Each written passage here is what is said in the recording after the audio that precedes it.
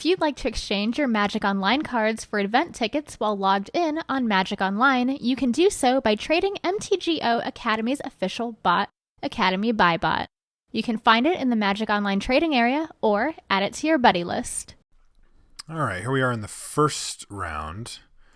We're going to be on the play here, or excuse me, on the draw here. Is this a keep? No, I don't think it is. I mean, the problem with this hand is that we need to draw planes to play Wingsteed Rider, and then if we've done that, we've drawn a plane, so we have 6 lands and 2 spells, and then we need to draw stuff to actually put on the Wingsteed Rider to make this hand really work. So I think this is a mulligan. This one I'd rather keep. It doesn't have as much action, but it has a lot more hope. You know, Ornitharch on turn 5 can be pretty nice, and if we really need to, we can just slam Observant Alseid on 3 to sort of hold down an early attack, perhaps. And the fact that we can cast basically anything on our deck now is nice.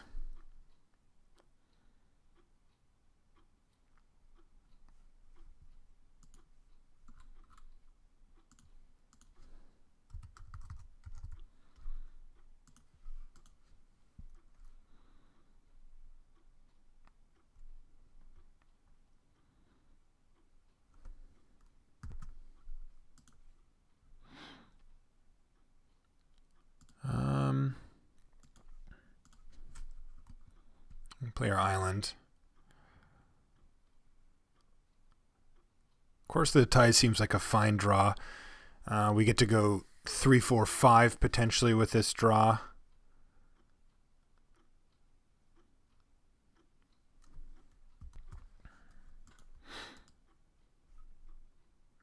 Sweet.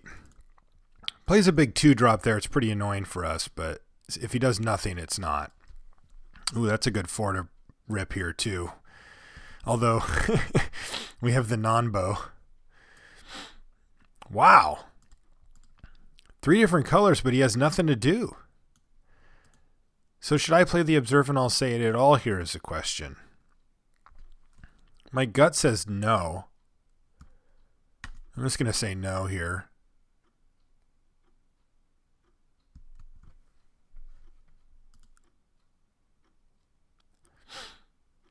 I think we can make up the damage with Observant Alseid. The reason why I wouldn't play it here is because I'm assuming that my opponent's going to play a 4-drop, and any 4-drop is going to be outclassed by this Observant Alseid, and then it just doesn't really do anything. I mean, it's just going to be sitting there.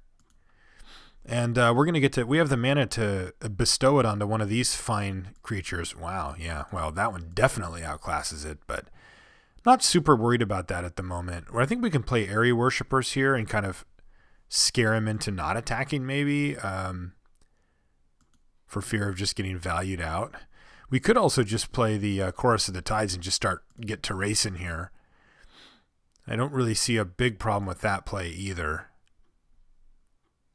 I mean, are we really going to start making these birds yet? No, probably not. Let's just get Chorus of the Tides online. And we can go right into Ornitharch, into Observant Alseid. We can just slam Observant Alseid if he gives us an opening here. If he kills this, then we have a fine backup plan.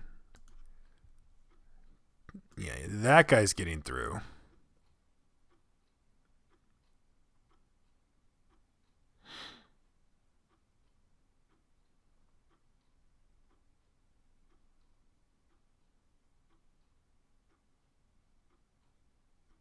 Wow.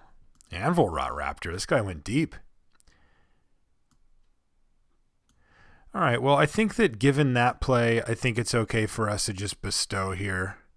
I like taking the opening here because he's got black, and like this could be Pharika's Cure, and this could be Magma Jet or Lightning Strike, and this way we kind of play around all of those things. Fortune Hunter. Nope. No, you're not what we want right now, bro. Anyway, and then it also lets us attack here. We even can get through an aspect of Hydra here. So we have a pretty clean line here, I think. And then next turn, depending on what we draw, if we draw a land, I'm just going to slam Horizon Scholar. But if we don't, I'm going to just play Ornitharch. Like, I'm just going to keep it simple. Play an Ornitharch, and well, we can play this later.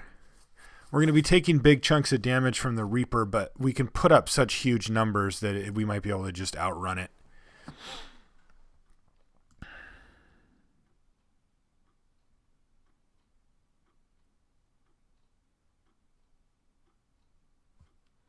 And I mean, we're no slouches ourselves.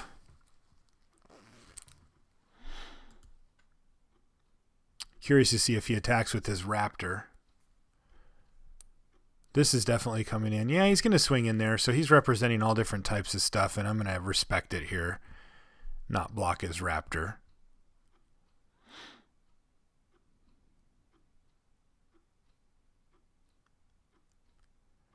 I could also just block his Reaper, but...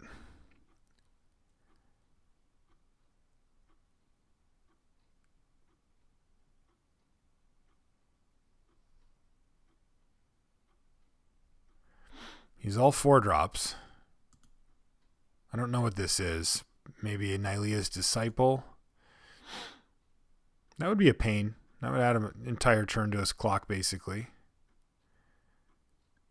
No, it's a 5-drop. It's a Snake of the Golden Grove. No, I guess he does just get to gain the life. Yeah, all right. So we're going to have to switch gears here probably and go a little bit more defensive. I mean, obviously this thing gets to keep battling, but beyond that, we're going to have to sort of shields up a bit here. I'm going to have to call him on an attack here as well. Might just need to trade these off. That's interesting. Ordeal of Thassa. That makes this thing into a 6/5. Yeah, I think that's going to have to wait a turn, though. I just want to get Ornitharch online, I think. See what he gives us. I'm curious. He's given us a 3/3 and the 1/1s. All right, well, that can certainly help with our race situation here because I can block pretty freely here.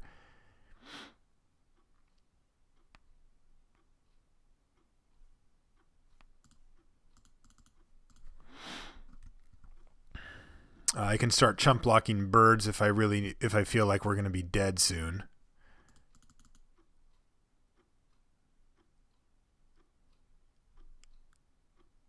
I think ideally we draw an island next turn and play this and this. Because getting this up to 5 toughness is a big game for us. Yeah, he's just sending in the squad here. No fear from this guy. So I think the play here is to block this. Maybe I just double block this snake. And then block Coruscant Anvil Rot Raptor.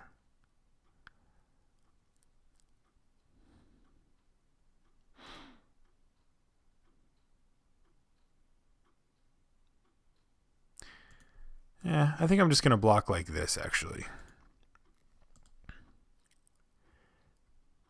This is kind of going to force the trick to come out of his hand here if he wants to save his Raptor. And then it'll make blocks with this next turn a lot better. Okay. Yeah, so it definitely makes blocks with that a lot better next turn. And I'm probably going to have to block this thing. Or actually, I'll block this. It depends on what we draw. Hopefully we hit an island here. That would be sweet. Island? Plains. All right, so that's awkward.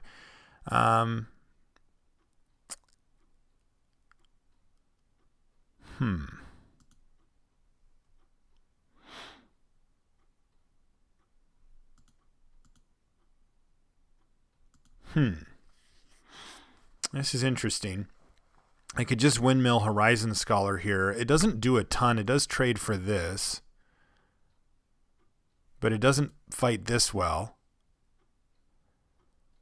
If I play Ordeal of Thassa on this thing and attack, then it blocks this or this profitably. Unfortunately, that would be my only play for the turn. It would force me to chump block with this bird, and even then I could die to a combat trick or a burn spell. So that seems kind of lame. Probably rather just play Horizon Scholar here and try to set up the next turn. So let's see what we have before we make our decision. How about a tax here? All right, an island. So we know we don't want this.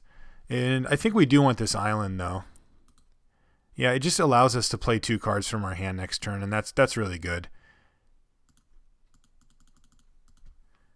We're going to have to aggressively block here. And, yeah, if he's got like a really sweet combat trick, we could just die. Oh, he's got Asphyxiate. That's a good start.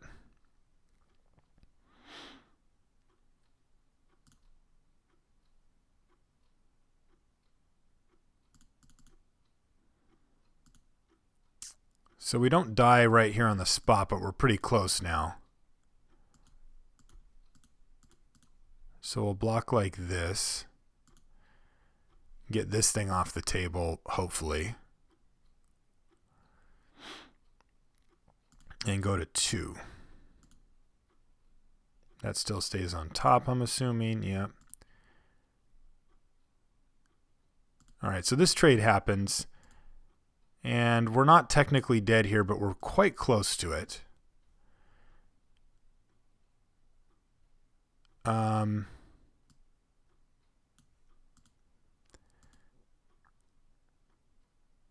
Yeah, so we're 1 mana short from casting both of our 4-drops, which would actually kind of stabilize us here.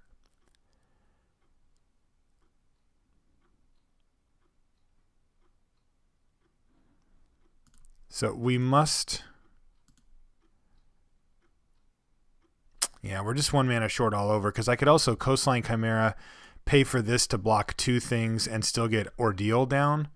But I can't do that either, so this thing must come down. And then the question is, do we want to play the Ordeal of Thassa? Does it do anything here? It makes our Observant Alseid into a 3/3, basically. But it's still a chump-blocked 3/3. So, no, it doesn't do anything. I mean, it gets him down to 6. Does that matter? I don't think so.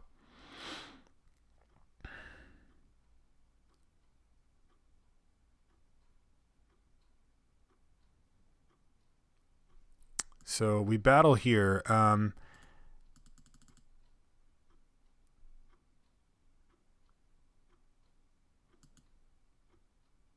Yeah, and then just say go.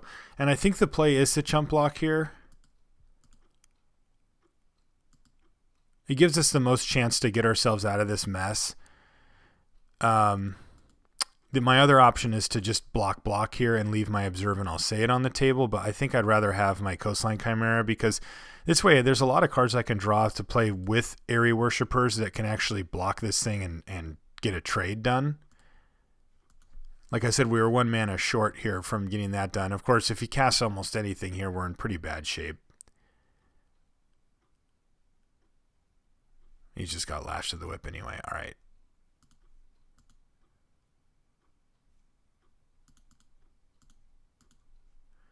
That doesn't work. No, we die. All right. So I can play Airy Worshippers, but I can't actually use the thing I wanted to use. All right. So we've got, I think we can cut this. And then what do we need? What do we want to do against this guy? I think another Coastline Chimera actually would probably be pretty good. He showed us some 4-powered creatures.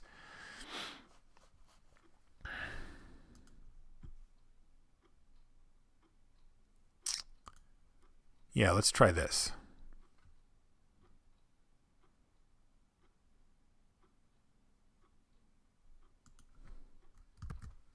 Okay, I do want to play first.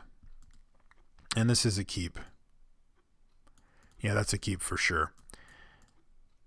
Gonna play our island in case we draw Nullify. But Fortune Hunter, Chosen, Protected, etc. seems fine to me.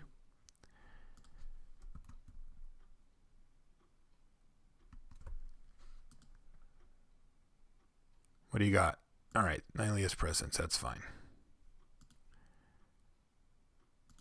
Helix, that's interesting. So let's see if this Triton Fortune Hunter survives. That's question number 1. If he untaps and just snaps it off, then we have a lot fewer options. And he's going to untap and snap it off. So we need creatures. Wingsteed Rider, anything along those lines is going to make our day. This would have been amazing for us, but instead... Okay, well, this is going to be good against it. Ah, hello. Hi, you. And Retraction Helix is going to be quite good as well, because he can try to get huge with his Setessan Oathsworn, and we can basically bounce the hell out of it, resetting everything.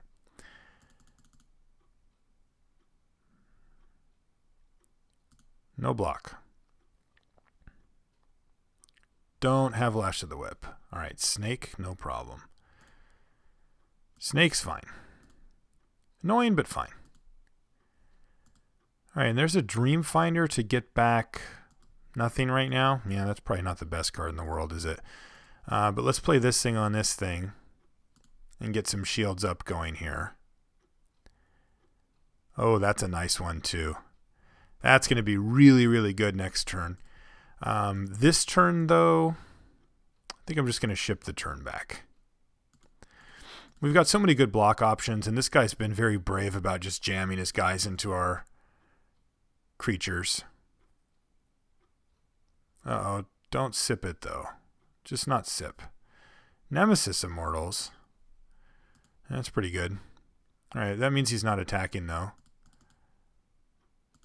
which is fine, because we got a nice play here.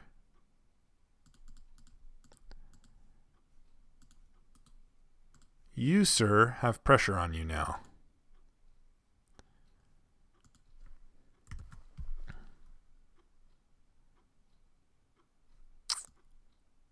All right, I don't know what happened there. So our opponent disappeared for... All right, so what happened is our opponent disconnected for a little while and then came back, let that trigger resolve, and apparently has conceded the match. So our Wingsteed Rider was just a little too scary for him, or maybe he just had something come up. So we won the first round by fortune there. I think I liked the position we were in okay in that game. I'm curious to see how it would have gone, but we're going to see you guys in the second round.